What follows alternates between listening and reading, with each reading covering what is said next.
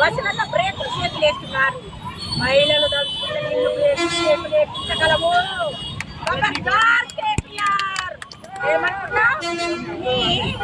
వాడు ఎవరు? మా ముఖ్యమంత్రి రేవంత్ రెడ్డి గారు ఈ చెల్లెను కాపాడుకోలేని కేటీఆర్ గారు, కేసీఆర్ గారు ఆడపిల్లలను కాపాడగలవ అన్నందుకే ఈ మహిళామణులు దొంగ మహిళలు తెచ్చిపోయి అయ్యాలా మా రేవంత్ అని దృష్టిలో మా తగ్గబెట్టిండ్రు అనుకుంటున్నామే. ఖబర్దార్ కేటీఆర్, మహిళలను తలుచుకుంటే ఏదైనా చేయగలుగుతాం. నోరు అదుపు పొదుపు మాట్లాడటం నేర్చుకో. ఇది కంప్యూటర్ ఇవ్వనుకుంటున్నావు కానీ నీకంటే కంప్యూటర్ మహిళలను తయారైనవు కాబట్టి ఇక్కడ రామన్న నాయకత్వంలో, వేగన నాయకత్వంలో, మన జ్యోతి వెంకన్న గారి నాయకత్వంలో, అలాగే సరోత్త బాబు నాయకత్వంలో వాళ్ళ కళ్ళదండగా 1000 మంది మహిళలు ఉన్నారు. జాగ్రత్త. కేటీఆర్ ఏమనుకుంటున్నావో మహిళలంటే తమాషా కాదు. ఇంకొకసారి నోరు అప్పున పెట్టుకుంటే ఈ తెలంగాణ భవన్ ముక్కడించి చెప్పుల దండ వేసొచ్చిన ఖాయం. దామోదర్ రెడ్డి గారి ఆదేశాల మేడం కేటీఆర్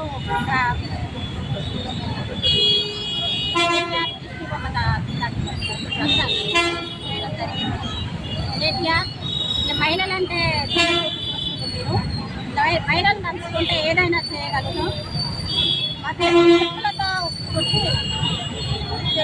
కొట్టైనా చేస్తాం. మీరు అందరూ మహిళలంటే ఒక మహిళలు చిన్న చూడడం జరుగుతుంది.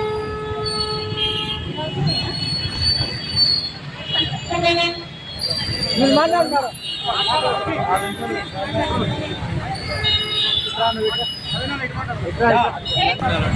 సూర్యాపేట నియోజకవర్గం శ్రీ రామిరెడ్డి దామోదర్ రెడ్డి గారి నాయకత్వంలో ఈరోజు కేటీఆర్ దిష్టి బొమ్మ దహనం వేట జరుగుతున్నది. కేటీఆర్ మీ చెల్లె లిక్కర్ స్కామ్ లో ఒక ఆడదాయి ఉండి ఎన్నో చేసింది. అలాంటిది ఒక ఆడపిల్లలు బస్ ఎక్కితే బ్రేక్ డాన్స్ వేస్తున్నారు, ఇదేస్తున్నారు, అదేస్తున్నారు అంటే మీకు సిగ్గుండారా కేటీఆర్? చెప్పు తీసుకొని తంతం రా, అందరం ఇక్కడికి రా. ట్విట్టర్లో, ఇన్స్టాగ్రామ్లో కాదు పెట్టేది. మీకు ధైర్యం ఉంటే అందరి ముందుకు వచ్చి మాట్లాడు, ప్రజల ముందుకు వచ్చి మాట్లాడు. ఖబర్దార్ కేటీఆర్.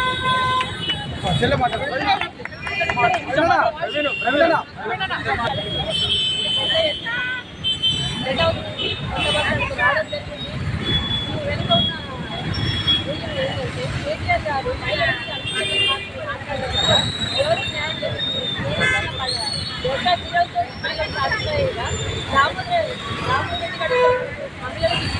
అవకాశాలను ఉపయోగించి దాంతో పాటు రేవంత్ రెడ్డి గారు ఇచ్చినటువంటి శ్రీమంత అనేది ప్రతి మహిళకు ఉంది. నిరుపేద కుటుంబం నుంచి ఉన్నతమైన స్థాయిలో ఉండే ప్రతి మహిళకు ఉంది.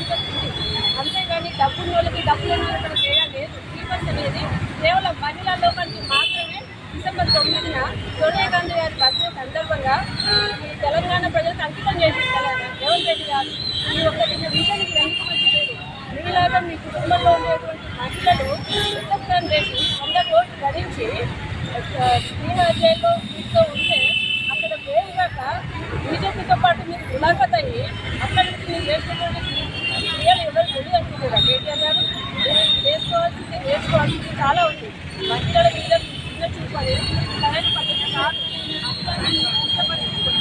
మీరు పార్టీ అనేది దిగజారిపోతుంది. మీరు బహిరంగంగా క్షమాపణ చెప్పేంత వరకు మహిళల దయచేసి గుర్తుపెట్టుకోండి. ఖచ్చితంగా మహిళలకి కాకుండా బహిరంగంగా క్షమాపణ చెప్పగలిగితే పార్టీకి మనుగడని ఉంటుంది. అంతేగాని మీలో ఉన్నటువంటి మహిళలను సురక్షితంగా మీరు ఏ విధంగా మాట్లాడగలుగుతారు? మహిళలు బస్సులను బ్రేక్ డాన్స్ చేస్తుంది తెలుసు. మీ మమ్మీ, మీ అక్క, మీ చెల్లె, మీ భార్య, మీ ఇంట్లో ఉండే ఆడవాళ్ళందరూ బస్సులలో బ్రేక్ డాన్స్ చేస్తున్నారు. మరి వాళ్ళని చూసండి కదా, మీరు ఎవరు చూసండి? కరెక్ట్ పద్ధతి కాదు. మీరు మహిళా లోకానికి సరైన న్యాయం చేసినటువంటి రేవంత్ రెడ్డి గారి మాటలను మీరు వ్యక్తమైన మాటలతో, వ్యక్తమైన పదజాలంతో మహిళా లోకాన్ని కించపరచడం అనేది సరైన పద్ధతి కాదు. దయచేసి మీరంతా కూడా ఇదంతా అంటే కేటీఆర్తో పాటు ఉండే ప్రతి ఒక్కరు కూడా ఖచ్చితంగా చెప్పండి కేటీఆర్ గారికి. ఏమని మహిళలను కించపరచకూడదు. వారికి బహిరంగంగా క్షమాపణ చెప్పినప్పుడే మీ పార్టీకైనా మీకైనా మంచి రోజులు ఉంటాయి. గుర్తుపెట్టుకో కేటీఆర్.